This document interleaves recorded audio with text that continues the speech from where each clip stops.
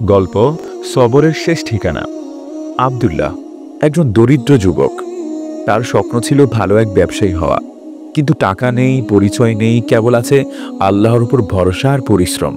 প্রতিদিন সকাল থেকে রাত পর্যন্ত হকারি করে, কিছু আয় হয়, আবার চলে যায় ঋণ শোধে। একদিন বন্ধুরা উপহাস করল, এইভাবে আর কতদিন, স্বপ্ন দেখে লাভ কি? আব্দুল্লাহ শুধু বলল, সফলতা আসবে ইনশাআল্লাহ, যদি আমি আল্লাহর উপর ভরসা রেখে ধৈর্য রাখি।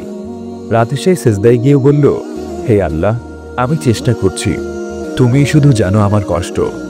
আমি জানি তুমি আমাকে যথাসময়ে উঠিয়ে দেবে। কয়েক মাস পর এক ভিন্ন ঘটনা ঘটল। এক বড় কোম্পানির এক কর্মকর্তার গাড়ি রাস্তায় নষ্ট হয়ে যায়। আব্দুল্লাহ তাকে সাহায্য করে বিনা স্বার্থে।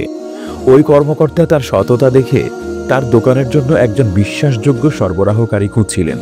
তিনি আব্দুল্লাহকে সুযোগ দিলেন।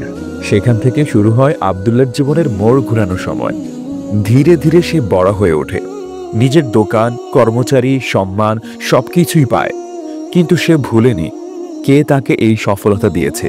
প্রতিদিন ফজরের নামাজের পর সে সেজদায় যায়, বলে, হে আল্লাহ, সফলতা তখনই আসে যখন তুমিই চাও। আমি শুধু ভরসা রেখেছি, বাকিটা তুমিই করে দিয়েছ। শিক্ষণীয় বার্তা।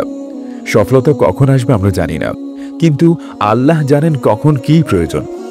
যারা ধৈর্য ধরে, হার না মেনে চেষ্টা করে, আল্লাহ তাদের কখনোই হতাশ করেন না।